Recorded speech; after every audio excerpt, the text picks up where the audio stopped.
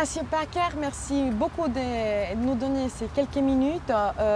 Vous travaillez à Terre des Hommes et vous faites partie aussi de ces globales mondiales sur la migration et le développement pour les forums qui va avoir lieu en décembre. Donc vous travaillez intensément, de manière très forte sur la migration et le développement. Pourriez-vous d'abord nous dire en quoi consiste la relation entre migration et développement? Sans des aspects de développement, les questions de migration sont sans issue. On est dans un monde où le mouvement des populations se fait de manière de plus en plus intensive.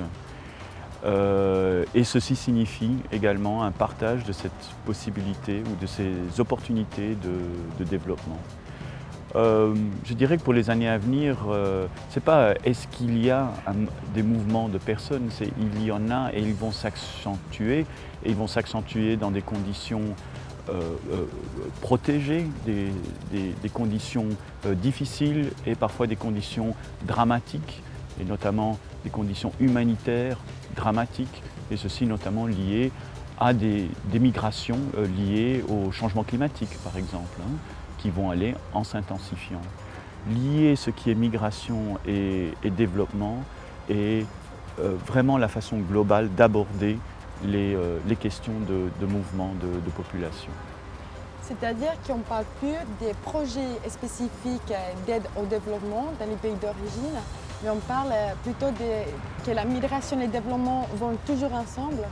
Non. Tout le travail sur l'aide au développement reste bien sûr comme quelque chose de fort et d'important, un socle de par lui-même. Mais il a des répercussions sur les questions de migration. On vote avec les pieds. Si on n'est pas heureux dans une situation, parce qu'il n'y a pas les services minimaux, il n'y a pas d'eau, il n'y a pas d'hôpital, il n'y a pas de dignité, il n'y a pas de perspective, qu'est-ce qu'on fait? On vote avec les pieds et on bouge ailleurs. Ce mouvement de personnes, ces migrations sont à la fois à l'intérieur de pays même. D'ailleurs, probablement plus des 3/4 des mouvements de personnes sont à l'intérieur des frontières même. Des gens qui du milieu rural vont vers le milieu urbain, par exemple, à la recherche de quoi? Eh bien, d'une meilleure vie, d'espoir, de perspective. L'aide au développement, en travaillant dans des contextes, a comme support ou est une participation à donner des conditions de vie meilleures pour des gens qui se trouvent déjà dans ce contexte ou bien qui migrent vers ces différents contextes. Est-ce que cela fait partie des recommandations que vous avez faites, qui garantissent ces minimums vitaux et des droits humains finalement des migrants? Oui, bien sûr, une recommandation clé est le respect des droits humains. Excuse-moi, à quelle échelle? À l'échelle nationale, on parle des Suisses, à l'échelle internationale? Oui. Alors c'est une recommandation qui systématiquement doit ressortir, et elle est au niveau international, tout comme au niveau national, tout comme spécifiquement pour certains pays, que ce soit la Suisse ou autre. C'est le socle sur lequel, en tout cas comme société civile, nous poussons alors d'autres recommandations plus spécifiques. Mais c'est vraiment le socle, la base, celui du respect des droits humains. Alors, lancer « il faut respecter les droits » est quelque chose de facile. Et les États diront « oui, bien sûr », mais c'est de trouver les voies et moyens pour essayer, dans la durée, de se rapprocher vers le respect de ces droits et respecter un petit peu ce socle sur lequel une société se construit. Justement, venons un peu sur cette question. Comment concrétiser justement les recommandations? Comment les mettre en place? Est-ce que vous avez un dialogue avec les États, avec les politiciens? Il faut bien comprendre les limitations de ce que l'on essaye de faire ici. On n'est pas des babacools complètement rêveurs. On vit dans une situation réelle, avec des ressources qui sont limitées, à la fois des États, mais également de la part de la société civile. Mais nous sommes animés par beaucoup de détermination et d'ingéniosité parfois pour arriver à des améliorations progressives. Tout ne vient pas du jour au lendemain. On court des marathons. c'est long et il faut garder l'énergie. Dans le cas précis ici, il y a des centaines d'organisations en Suisse qui travaillent sur la question de migration, soit spécifiquement en Suisse, soit sur l'international, et de tout ordre. Ça peut être l'organisation qui travaille spécifiquement dans une ville sur la situation de migrants qui viennent de tel pays ou de tel autre pays, ou d'autres qui travaillent à un niveau de formulation ou d'appui à la formulation de politiques ou d'influencier sur des politiques de certains pays, d'autres qui travaillent au niveau international. D'essayer de rassembler les trois forces, les trois oui, organismes. les différentes énergies de ces organisations pour arriver à au moins quelques recommandations sur lesquelles tout le monde se reconnaît. Ça, c'est un peu la base à laquelle on est en train d'arriver et je suis vraiment satisfait de là où on se trouve. Il nous reste encore cet après-midi, mais là où on se trouve aujourd'hui, on est en train d'arriver à cela, à une base de recommandations pour ce forum sur lesquelles, en tout cas, les organisations ou les individus représentants des organisations qui ont participé à cela se reconnaissent. Alors bien sûr, il y en a certaines qui sont spécifiques à l'enfance. Et peut-être il y a une organisation qui dit « mais non mais attends, l'enfance, mais moi je suis plus général » ou d'autres qui se reconnaissent dans une recommandation ou une autre. Mais ce socle de recommandation, ou cette base de recommandation, permet alors à chacun de pouvoir peut-être développer une recommandation en particulier sur laquelle elle peut se dire « mais c'est aussi issu de la conférence et d'un processus de travail que l'on a eu en Suisse ». Ça donne aussi un peu plus de force et de crédibilité dans leur travail de plaidoyer, qui est peut-être beaucoup plus spécifique sur un sujet que les recommandations que nous allons amener maintenant. Nous avons un peu un mélange de recommandations générales et de recommandations assez spécifiques.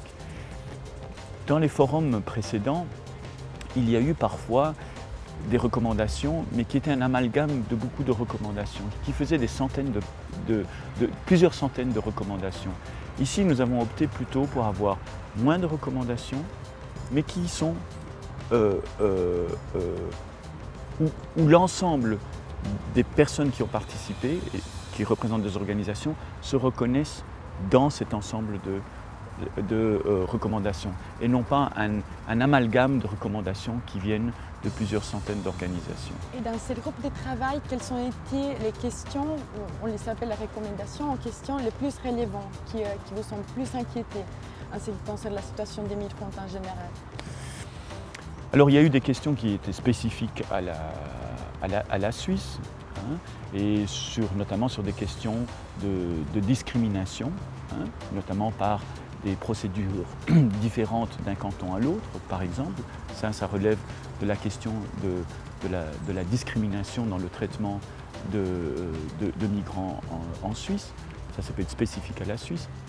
Et puis de manière générale, au niveau international, sur comment aborder l'ampleur du phénomène devant lequel on se trouve. Bien sûr, l'organisation pour laquelle je travaille plus spécifiquement sur les questions d'enfance. Et donc c'est peut-être certaines... Oui. Oui, justement. Après, on reviendra justement sur les questions plus rélévantes à ce qui concerne les enfants. Oui. Mais je vous laisse finir, excusez-moi. Oui. Sinon, j'allais prendre plus des exemples justement de ce domaine-là qui m'est plus familier. Et sur toutes les questions de déstructuration ou de changement de liens familiaux liés à la migration. Migration d'adultes, laissant des enfants derrière, avec les moyens du bord pour poursuivre ces enfants. Le rôle d'enfants laissés derrière qui doivent sortir prématurément de leur enfance pour jouer des rôles d'adultes dans des maisons où leurs parents sont absents. Également toute la question de la protection spécifique qu'il faut aux mineurs, à la fois dans le pays d'origine, mais durant le mouvement, durant la migration, mais également dans le pays d'accueil ou le pays de destination. Est-ce que vous connaissez, de manière générale, quelle est la situation globale des enfants et des enfants qui sont venus en Suisse dans ces cas-là, mais qui sont migrés, qui sont mineurs, accompagnés, non accompagnés. Est-ce que pour ces enfants qui sont migrants eux-mêmes, est-ce qu'il y a des propositions spécifiques? Est-ce qu'il y en a aussi pour les enfants qui, comme vous dites tout à l'heure, sont restés dans les pays d'origine et parfois à l'abri de la famille, mais sans les proches, les pères, la mère? Oui. Alors des recommandations, il y en a dans le groupe de recommandations que l'on fait là pour le forum. Elles sont basées sur beaucoup de travail à un niveau, notamment à un niveau régional, où il y a des recommandations spécifiques qui sont travaillées à des niveaux régionaux.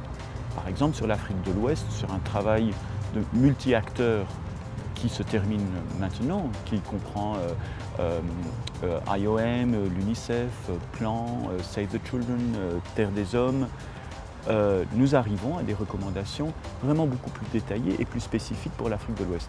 C'est du travail sur trois ans et c'est du travail mené, et c'est ça l'apport d'organisations comme Terre des Hommes et d'autres qui ont une proximité très forte de la problématique. Donc ce n'est pas uniquement des histoires de travailler sur des politiques à un niveau bureau. Oui, statistique, mais vous connaissez le visage des personnes. C'est par rapport à des vies individuelles et des recherches de solutions ou de pistes de solutions pour essayer d'améliorer la situation. Ici, quand même, rappeler, bien sûr, la Suisse a des défauts hein, en termes de migration et il y a matière à améliorer.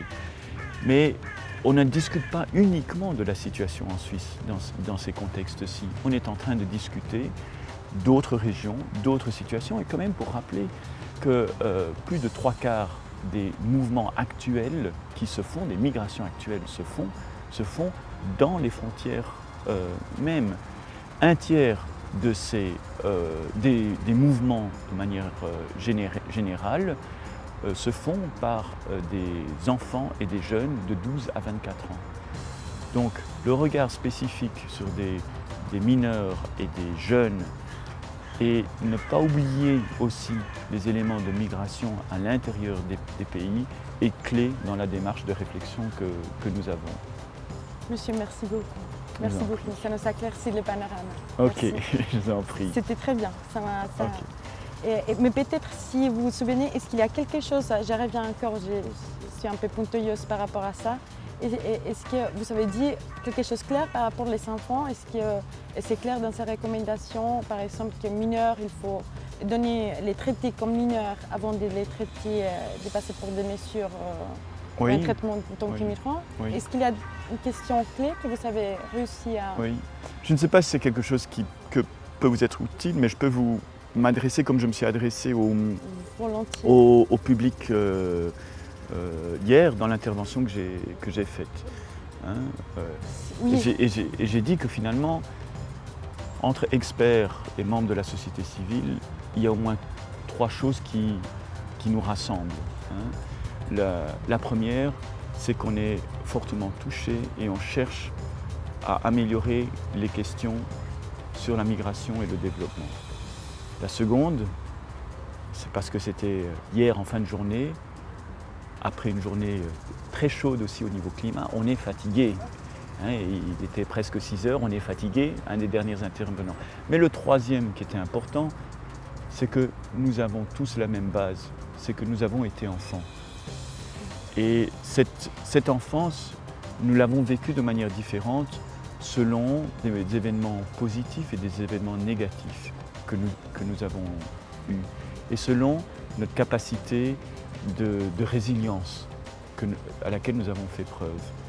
Et sur certaines situations d'enfants, de très nombreuses situations d'enfants, toute la mécanique et le système est en train d'exiger de ces enfants de trop, que même les plus fortes capacités de résilience, et c'est extraordinaire ce qu'ils peuvent développer comme capacité de résilience, ne peut répondre.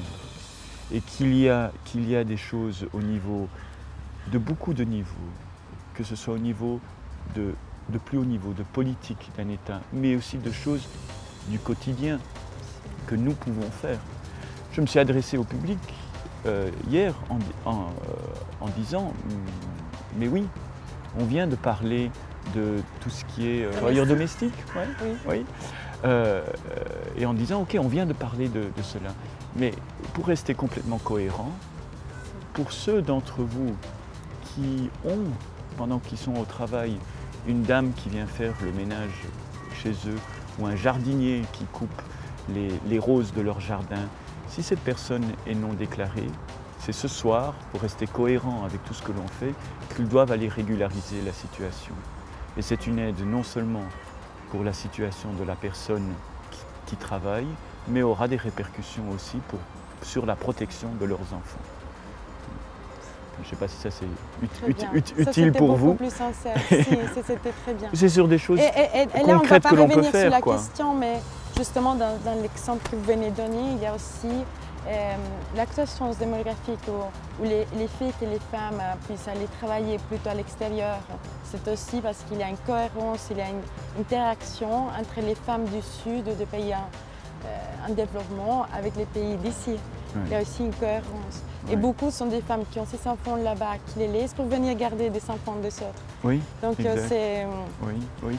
Mais ce qui est terrible... Mais pour dire que nous, à la quotidienité, on oui, peut se rendre compte de l'ampleur. Oui, mais ce qui est terrible, c'est que dans le canton de Vaud, une femme de ménage au noir, eh bien, je pense qu'elle doit être payée 20 ou 22 francs de l'heure en moyenne.